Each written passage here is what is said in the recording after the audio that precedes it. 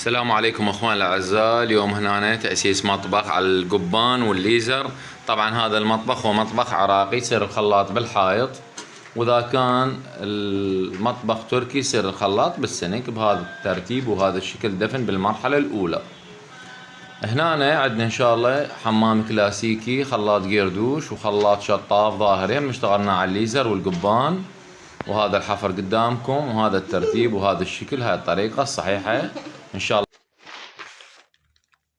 هذا ان شاء الله هنا صارن المواطير بهذا الطريقة وبهذا الشكل، ذن الفلاتر التصفية مالتن، وهذا الماطور ابو البوستر، هاي الصوندة ماله بهذا الكاكي، وذن كل ماطور له حنفيته وكاكي، تقطع عن البيت او تسحب بالبام بهذه الطريقة وبهذا الشكل. نجي هنا نشوف ذني الصواعد والنوازل. هنا عندنا 2 صواعد كل ماطور واحدة، وهذا عندنا النازل هنا ابو الانج، وهذا خط الحار. ذني الكاكات يقطع المي عن الطابق الارضي. نجي هنا نشوف نبدي اول حمام. اول حمام هذا هنا عندنا هنا صارت مغسلة، وعندنا هنا دوش، وعندنا هنا غربية، وذني خطوطها. يعني خلينا نبدي نشوف الاخ. هنا طبعا على الليزر الشغل كله وزن وقبان. خلينا نجي نشوف الحمام اللي بعده.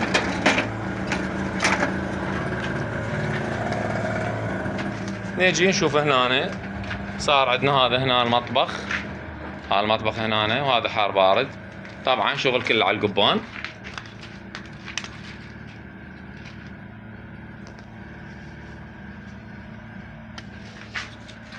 هذا اول مطبخ واول حمام. نبدي هنا نشوف الحمام الثاني. طبعا هاي الغرفة نظام السويت. هذا هنا الحمام الثاني هم كذلك، به هنا دوش، وهنا حنفيات او مغسلة، وهنا حار بارد مال هذا مال غربية.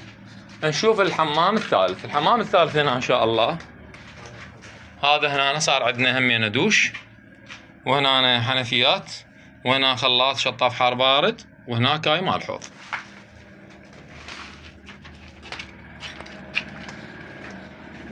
ان شاء الله ذوك الفلاش.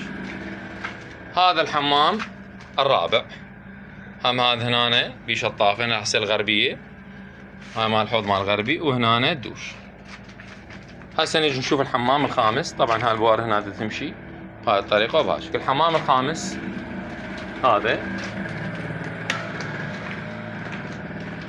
الحمام الخامس، هذا الحمام الخامس هم كذلك دوش هنا وشطافة، وهنا حنفيات او مغسلة بهاي الزاوية.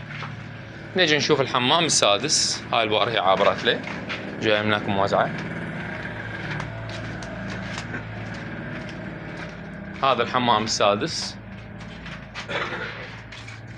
هذا هنا صارت عندنا شطافة، الغربية قاعدة تهيج على الوجه، هنا شطاف حار بارد، وهاي مال حوض، مال حوض مال مقعد مال التصريف، وهنا شطاف، وهنا صار عندنا دوش بهذه الطريقة بهذا الشكل ان شاء الله. خلينا نجي نشوف صوندة الأبي. صوندة الأبي هي انمدت من هنا ذيك.